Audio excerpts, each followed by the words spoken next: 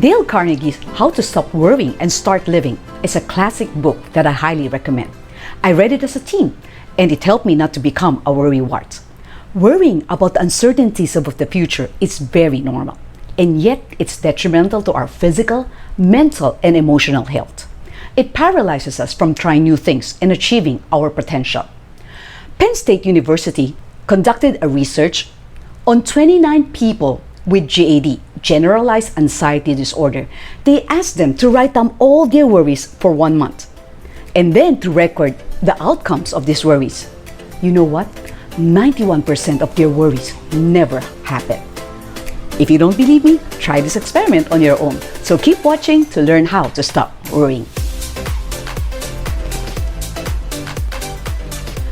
I'm Doc AJ Chua, and welcome to Adjusting Your Heart.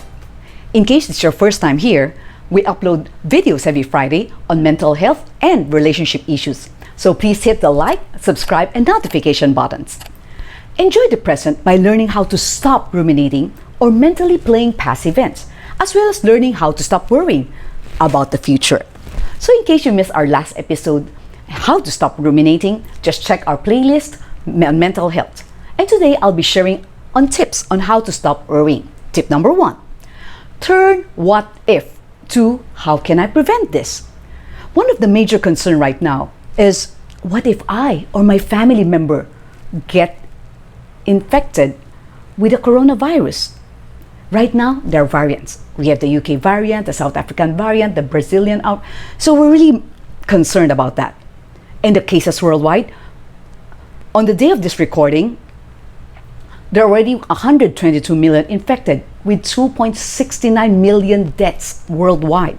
In the Philippines alone, we have 641,000 cases and 12,887 deaths. And today, we recorded the highest number since the time of the pandemic. It's 7,103. So it's really concerning. It's a little scary. So how can I prevent this? Like, of course, if we don't go on to get infected, please stay home as much as possible. Do not go out. And if you really need to go out on certain errands, you have to go to work, please don't forget to wear a face mask and face shield. I'd like to thank my good friend Porshandi for this personalized Precious Moments face mask. Then, of course, when we're outside, please don't forget to practice physical distancing. Wash hands more often. Use sanitizers. Disinfect. Another concern is, what if the vaccine have side effects? Then you research, listen to reviews, and to the testimonies of others.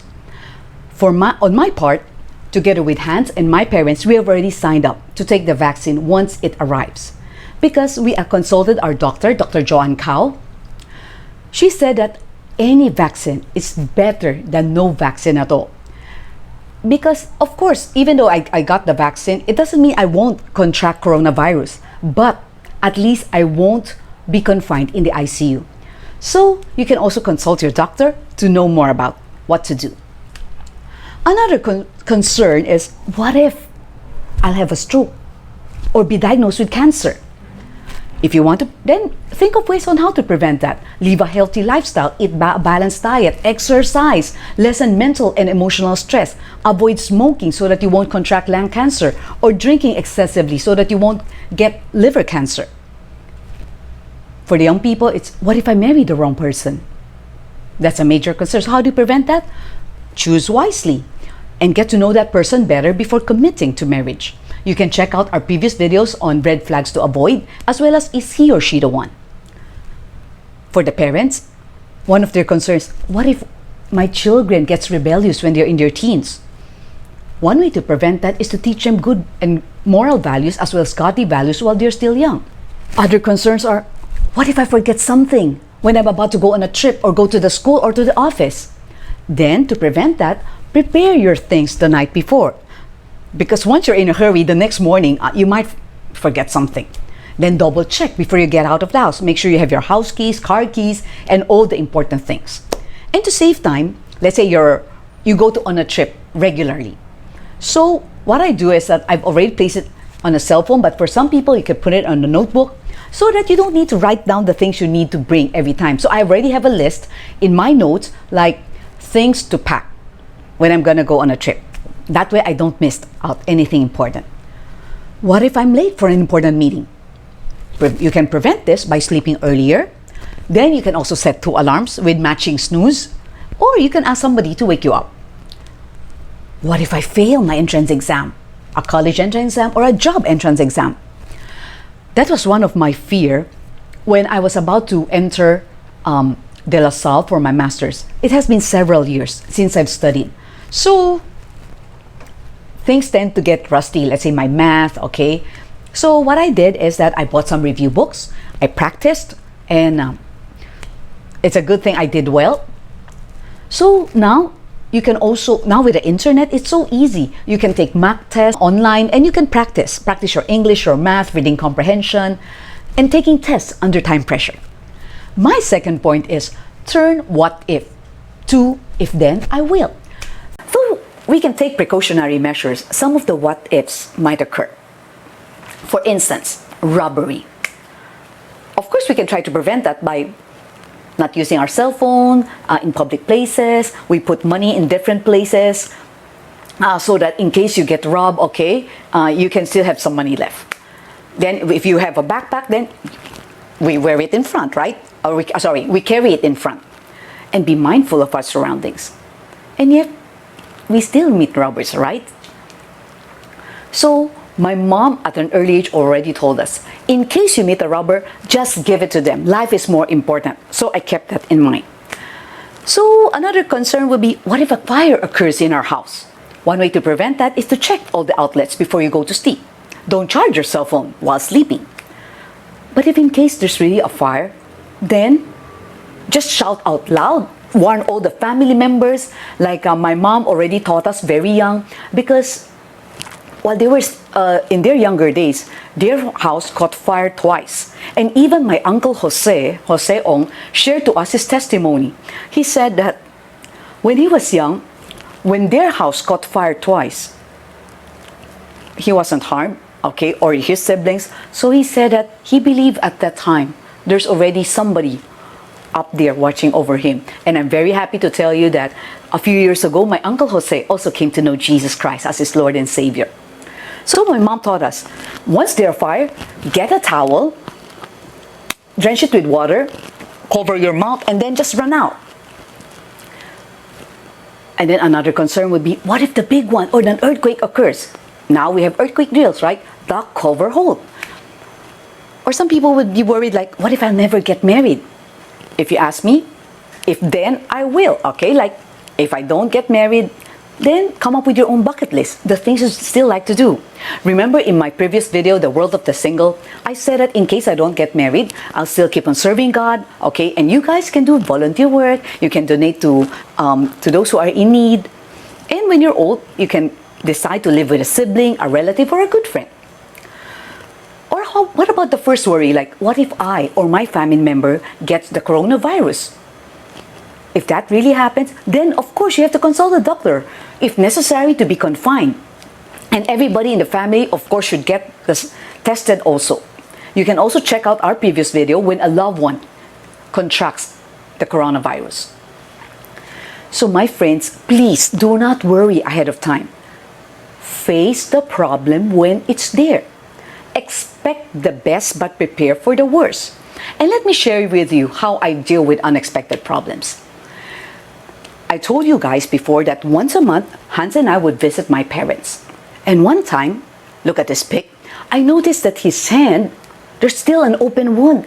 And I said, Dad, I already told you several months ago to have it checked. And I forgot to always ask him.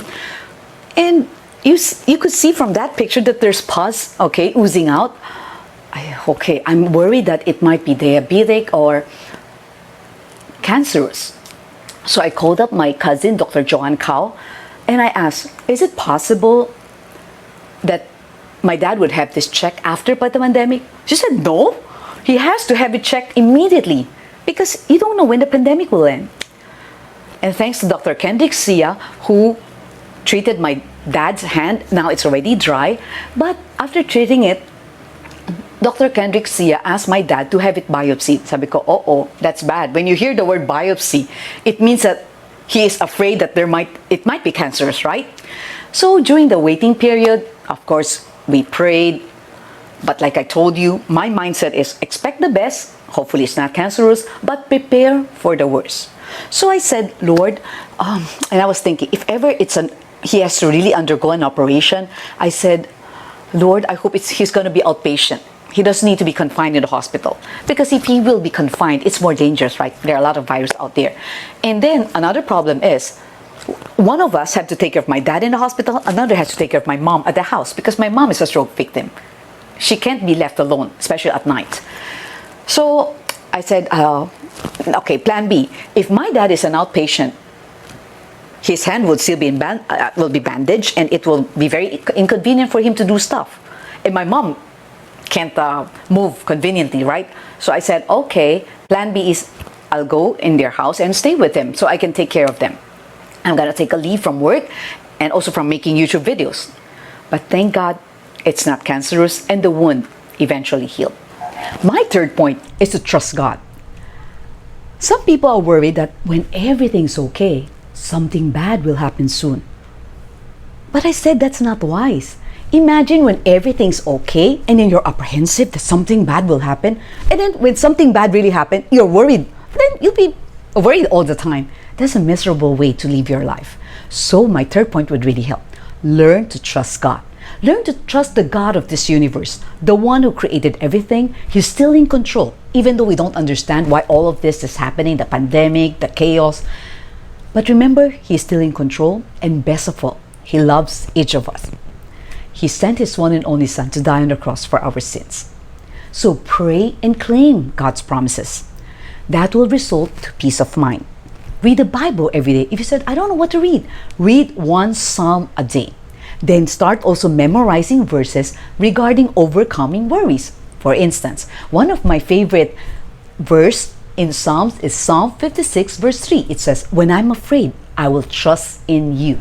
Actually, I've memorized that easily because it's part of Steve Grimm's Hide 'Em in Your Heart album. It's a song, so very easy to memorize, so you can check that out. Isaiah 41 verse 10 also said, do not fear, for I am with you. Do not be dismayed, for I am your God. I will strengthen you and help you, and I will uphold you with my righteous right hand. And Joshua 1:9 says, have I not commanded you? Be strong and courageous. Do not be afraid, do not be discouraged, for I, the Lord, your God, will be with you wherever you go. And when it comes to the New Testament, Matthew chapter 6 verse 34 says, do not worry about tomorrow, for tomorrow will worry about itself. Each day has enough worries of its own.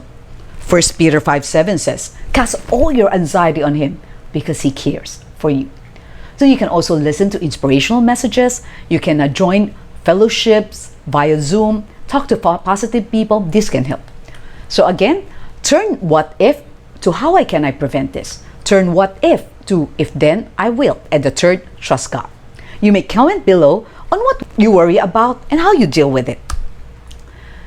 Now I'd like to thank some people: Aaron Daniel C., Ana Elisa Yap, Ches Gilliver C., Jep Balieta, Giselle Gargantos, Irene Sabida Chua, Lein Ko, Milo Chan, Nelwyn Chavez, Reverend Raymond Ko, Ruth Nang, Stephanie Campbell, Sophia Sotam, Ting Ting So, and Wesley Lau. So if you're blessed by this video, please like, subscribe, and share it to others. Stay safe, everyone!